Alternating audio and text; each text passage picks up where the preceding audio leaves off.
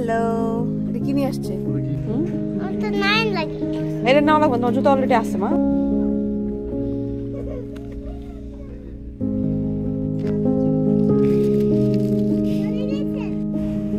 এভাবে মেডিটেশন করে চোখ বন্ধ করে কি পড়ে তখন?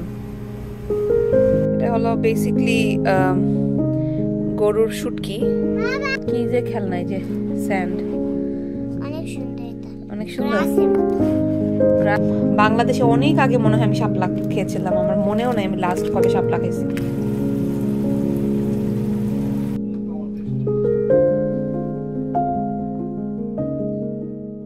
আসসালামু আলাইকুম everyone, welcome to Nishi's nest. 2 দিন পরে মনে হয় একটা ব্লগ দিচ্ছি। আপনারা একদিন ব্লগ না পেলেই দেখা যায় 2-1টা কমেন্ট চলে আসে, আপু তোমার শরীর ভালো কিনা, কেমন আছো? তো আলহামদুলিল্লাহ ভালো আছি। যাচ্ছি হচ্ছে কিছু কেনাকাটা আছে, তো প্রথমে অ্যামেলিয়াকে পিক করব, ওকে নিয়ে তারপরে যাব।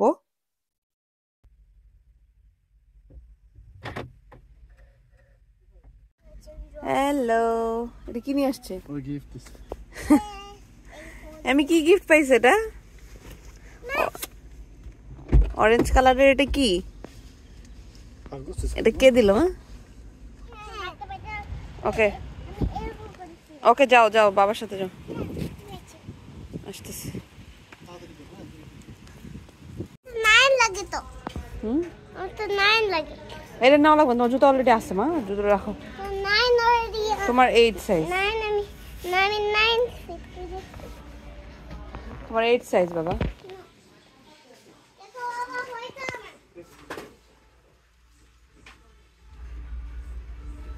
এসেছি হলো আমার জন্য একটা স্যান্ডেল টাইপের কেনার জন্য, হসপিটাল ব্যাগে নেওয়ার জন্য, আর বেবির জন্য একটা ব্ল্যাঙ্কেট কেনার প্ল্যান করছি, আর জিনিসপত্র কিছু দেখবো, এই আর কি। তো বেসিক্যালি আমার স্যান্ডেলের জন্যই এসেছি, বাট এখানে আসলে তো দেখা যায় যে কোনো দোকানে গেলে আশেপাশটা ঘুরে না দেখলে হয় না। তো আমি হচ্ছে এই যে এটা চুজ করেছি, যদিও এটা সাইজ দেখছিলাম আর কি একটু বড়। ওর বাবা আমাকে বলছিল সফট কিছু নাও, সফট কিছু নাও, বাট আমার কাছে মনে হলো যে মানে এইটা ভালো হবে। মানে আমি সফট চাচ্ছি না, কারণ কি একটু পানি পড়লে বা কিছু ভিজলে, গোসল করলে দেখা যাবে যে সমস্যা, আর এটা আমি পরবর্তীতে বিচে গেলেও পড়তে পারবো স্যান্ডেল হিসেবে। সো এটাই আমার কাছে সুন্দর লেগেছে, আর অনেক সফট ছিল। এই জুতাটাও আমার অনেক ভালো লেগেছে। আসলে এখন এই টাইপের প্যাটার্ন গুলো অনেক ট্রেন্ডি।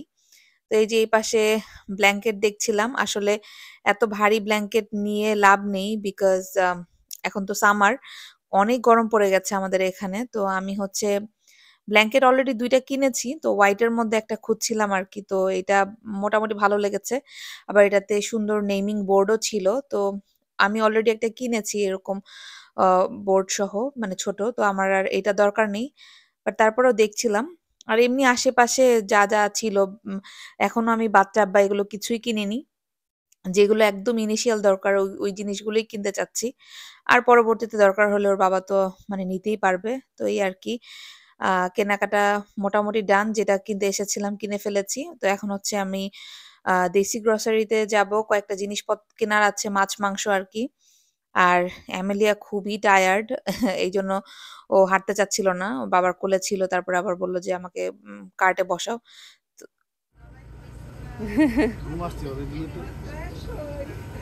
আজকে ফ্রেন্ড নাই।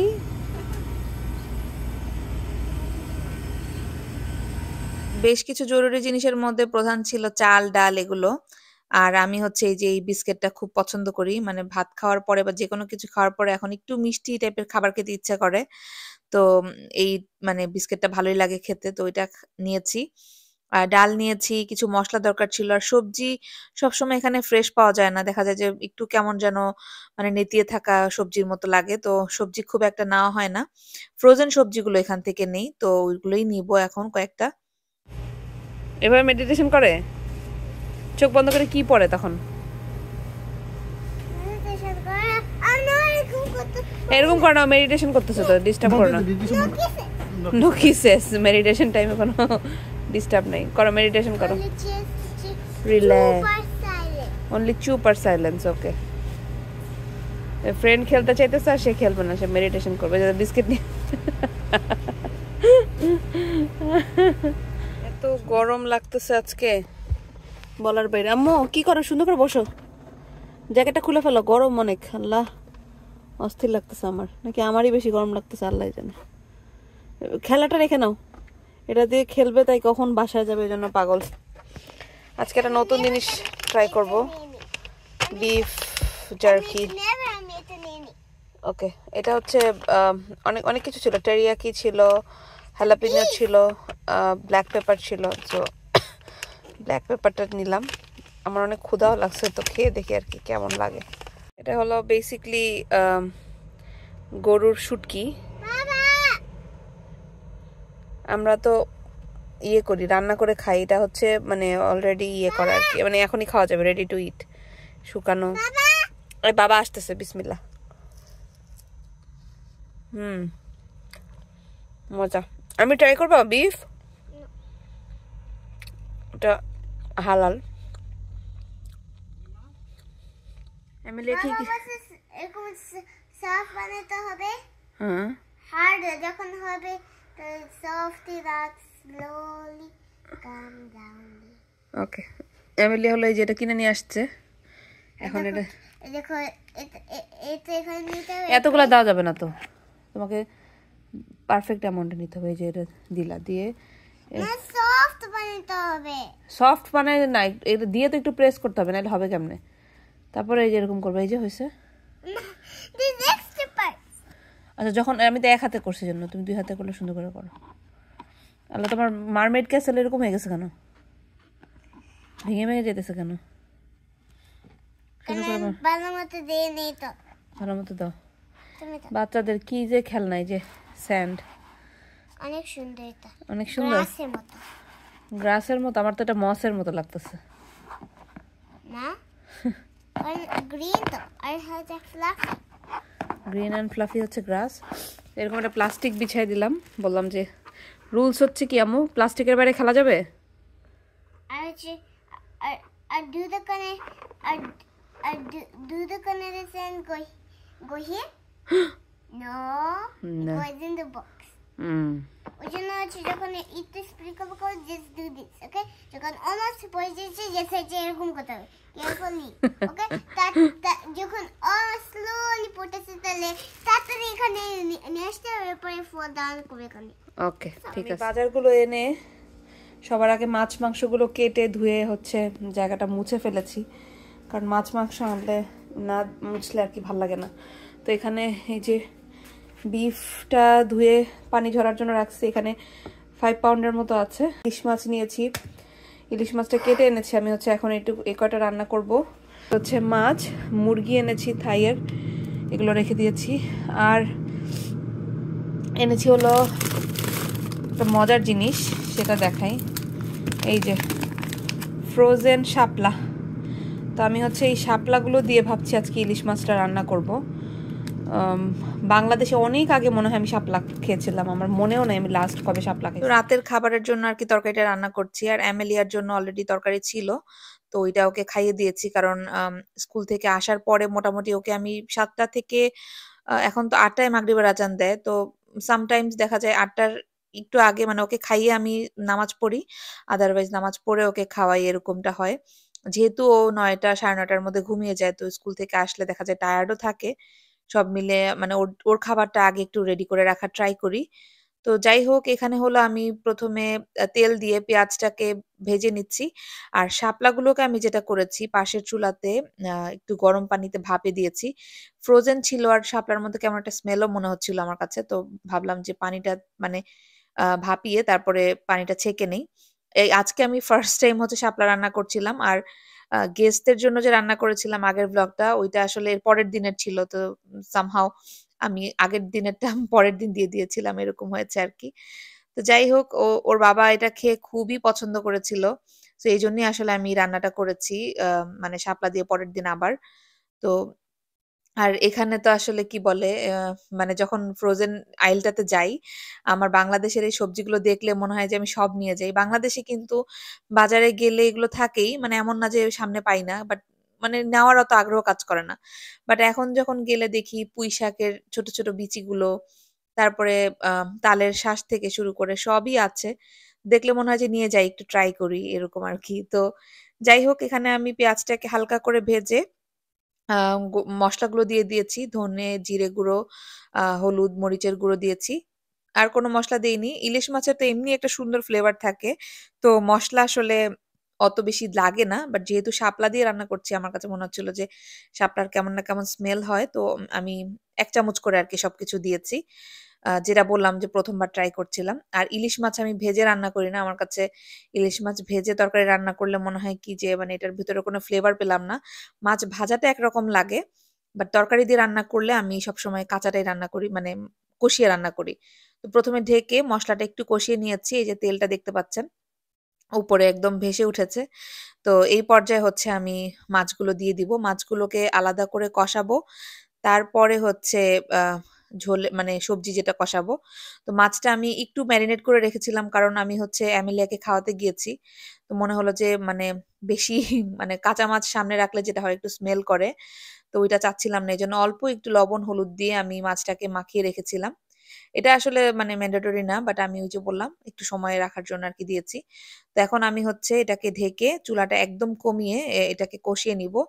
আর মাঝখান দিয়ে একটুখানি আবার উল্টে দিব আরকি ২ পাশ সুন্দর করে কষিয়ে নিবো। আর ইলিশ মাছ থেকে একটা সুন্দর তেল ছাড়ে।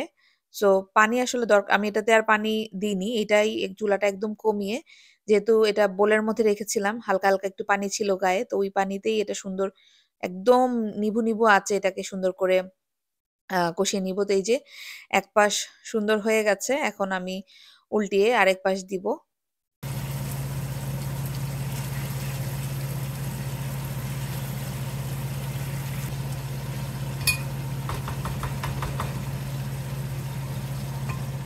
মাছটা সুন্দর করে কষানো হয়ে গেছে। এখন হলো আমি এটার মধ্যে তরকারিটা দিব না। আমি আজকে মানে শাপলা আর আলু ২ টা দিব রান্নাতে।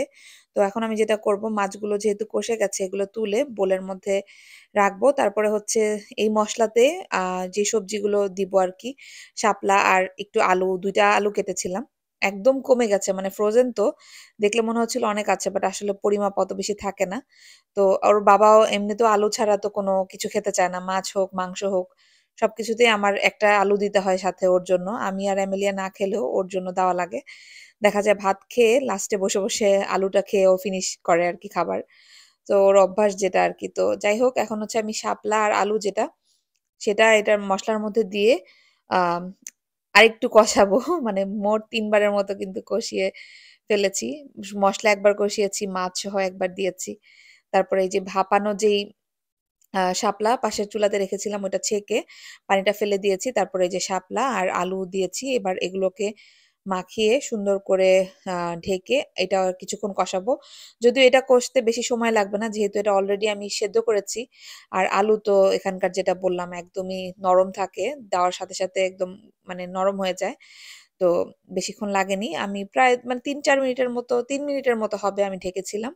তো এই যে সুন্দর করে কষে গেছে। এবার হচ্ছে আমি মাছটা দিয়ে দিব। আসলে আমি ভাবিনি যে তরকারিটা আমার এত মজা লাগবে। বাট যখন রান্না করছিলাম কালার আর স্মেল সবকিছু মিলে এত মানে ক্রেভ লাগছিল। মনে হচ্ছিল যে কখন রান্না হবে, কখন খাবো এরকম আরকি। আর মানে এখন তো মানে দেখলে যদি কোন কিছু খেতে ইচ্ছা করে তো ওইটা দেখা যায় যে যতক্ষণ না খাই মানে শান্তি লাগে না এরকম আরকি। তো যাই হোক এবার হচ্ছে ঝোলের জন্য পানিটা দিয়েছি। পানি একটু ওয়ার্ম ওয়াটারই আমি ইউজ করি ঝোলের জন্য দিক বা যেটার জন্য দেই। গরম পানি দিলে আরকি রান্নাটা মজা হয় মনে হয় আর তাড়াতাড়ি দেখা যায় পানিটা বলক আসা পর্যন্ত ওয়েট করা লাগে না। সাথে, সাথে মাছটা দিয়ে দেওয়া যায়। তো এখন আমি এই যে মাছটা দিয়ে দিয়েছি। এবার হলো আরকি ঢেকে উপর থেকে একটু কাঁচামরিচ দিব। তারপরে হচ্ছে ঢেকে রান্না করব। আর আম কি বলে এই তরকারিতে বা ইলিশ মাছের তরকারিতে আসলে ধনেপাতা দেওয়া মানে ম্যান্ডেটরি না। আমি তো দিই না। কারণ মনে হয় যে ধনেপাতার গন্ধতে এটা একটু ইয়ে হয়ে যায়। মানে ইলিশের গন্ধটা মনে হয় একটু ইয়ে হয়ে মানে কমে যায় বা নষ্ট করে ফেলে। তো যাই হোক এই হচ্ছে আমার তরকারির ফাইনাল লুক। একদম আ তেলে আ তেলে ঝালে একটা ব্যাপার থাকে যে ওরকম হয়েছে। ভাসা, ভাসা হয়েছে মাশাআল্লাহ। আর খেতে যে কি মজা হয়েছিল। তো আমি ওর বাবাকে বলছিলাম যে, "তুমি কখন খাবা? আমার অনেক ক্ষুধা লাগলো।" তো ও আর আমি একসাথেই বসেছি। বাট আমি হচ্ছে আর্লি নিয়ে একদম খাওয়া শুরু করে দিয়েছি আরকি। খুবই মজা হয়েছিল। তো আপনারা কিভাবে শাপলা রান্না করেন কমেন্টে জানাতে পারেন। আর এই তো আজকের মতো ভিডিওটা এখানেই শেষ করছি। আপনারা অনেকেই জেন্ডার রিভিল ভিডিও চাচ্ছিলেন, তো ইনশাল্লাহ শেয়ার করব। আপনারা দোয়া করবেন সবকিছু যেন ঠিকঠাক থাকে, আমি যেন সুস্থ থাকি। আজকের মতো এখানেই বিদায় নিচ্ছি। সবাই ভালো থাকবেন, আমাদের জন্য দোয়া করবেন, সবার জন্য দোয়া রইল। আল্লাহ হাফেজ।